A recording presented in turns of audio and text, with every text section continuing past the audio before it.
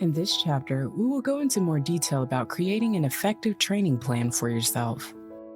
We will combine the things we went through in the nutrition, muscle building, and fat burning chapters.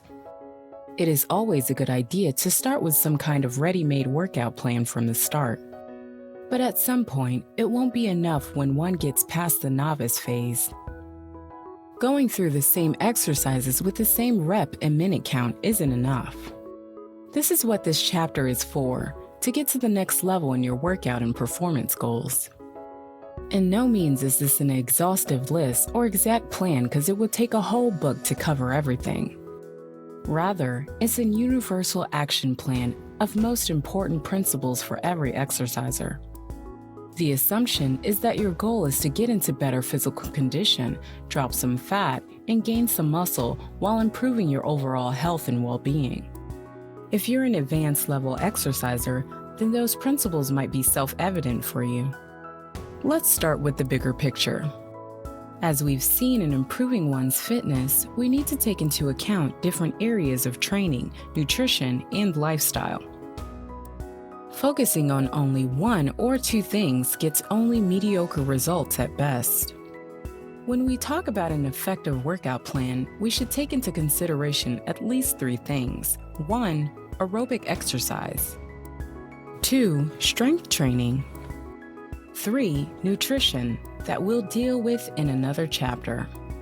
That being said, those are the most important parts, but there is a lot more that goes into a good plan, but we'll get into it a little later. So for us to create a good workout plan for you, we have to combine those three in a logical and effective order. At this point, we are assuming that your goal is primarily to get fitter and feel better while looking better. The first thing you need to plan is how often and how long will you be working out. It should be at least 2 times a week and not more than 7 times a week. Naturally, the more often you work out, the shorter your workouts need to be. It is recommended that you have shorter workouts more often than long workouts farther apart. Let's say you start working out at home without any equipment.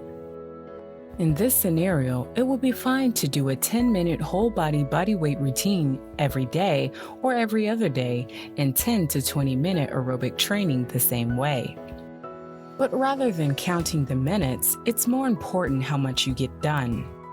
The point of a good strength training plan is to work your whole body equally. When you've just started out, your resistance training is lighter and your muscles don't need more than 24 hours to recover. At this point, you could either do a short full body workout, 1 set per muscle group every day, or divide your body into 2, for example, upper and lower body or pulling and pushing muscle groups and cycle between those 2 routines. Until you've gotten to the next level in your fitness, it's not smart to split your routine into more than 2 parts. What about the repetitions? The aim should be to be able to do max 20 reps of every exercise, while the last reps are close to or above the 90% exertion line. If you find yourself doing most of the exercises more than 20 reps once, you should add sets, not reps. Rather, do 3 sets of push-ups for 20 reps, 18 reps, and 15 reps with 60 seconds apart, then just the first set for 30 reps.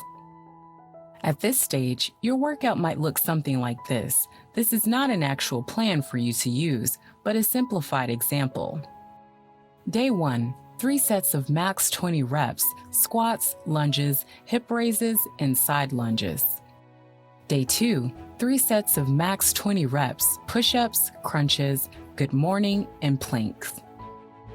Of course, bodyweight only exercises get abundant rather quickly, so you should either take some equipment to use. Resistant bands are one of the best ways to add variety in resistance, or start using a gym.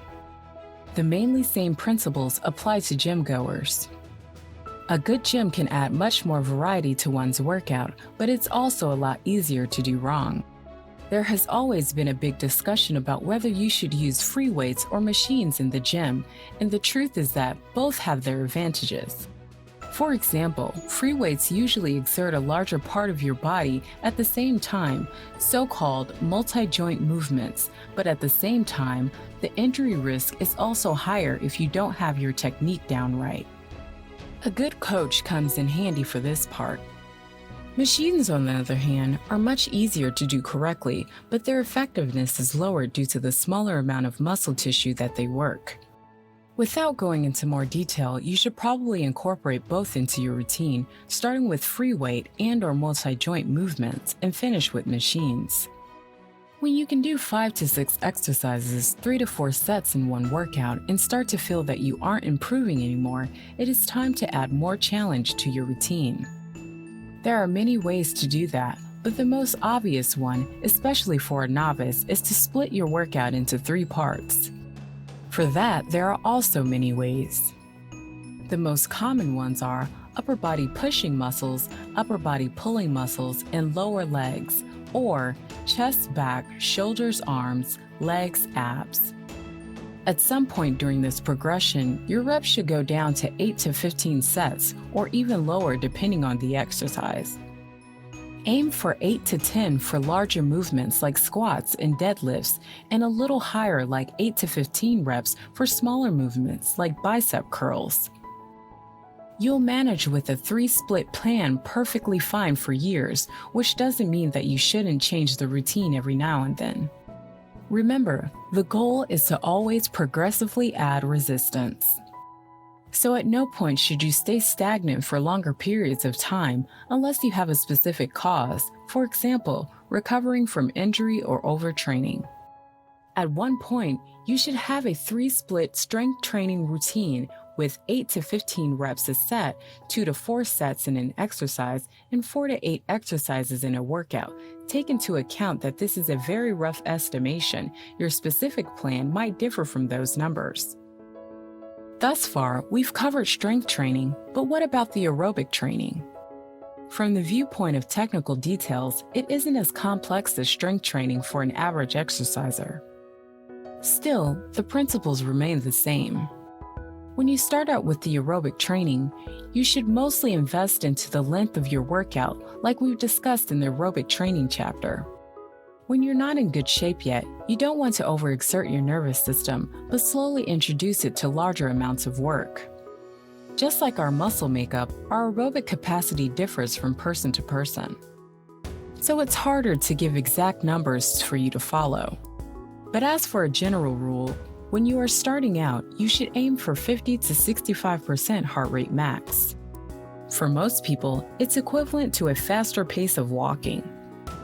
You should start out with 2 to 3 hours of aerobic training a week, unless you're in decent shape from the start. Most enthusiastic dieters and exercisers make the mistake of overusing the aerobic training to get the weight down faster. More often, it leads to the overexertion of the nervous system and the disbalance of the hormonal system, which will in fact hinder the dropping of weight. You should stay in that zone for at least as long as you've gotten your weekly hours up to 5.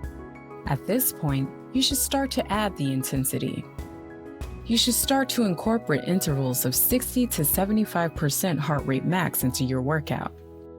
At the start, it could be something like this. Previously, 1 hour of walking, now 10-minute walking, 10-minute light jogging, 15-minute walking. You don't have to stop the lower intensity training, but you should turn more and more of it into higher intensity training while listening to the signals of your body, of course, to avoid overtraining. The progressive improvement of your aerobic performance takes time. You should plan ahead 3 to 6 months at a time. Getting from out of shape to in decent aerobic shape takes 3 to 6 months at least. Don't rush it. At some point, you might feel that even the higher intensity aerobic workout doesn't challenge you enough, or the workout length stretches too long.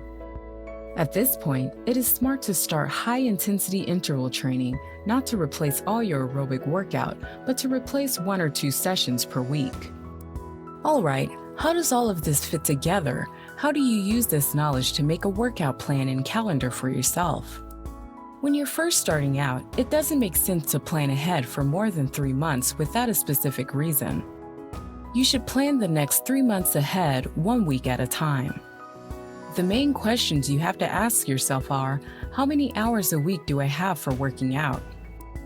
How often can I work out? How many minutes can I work out at one time? What goals do I have for the next 3 months?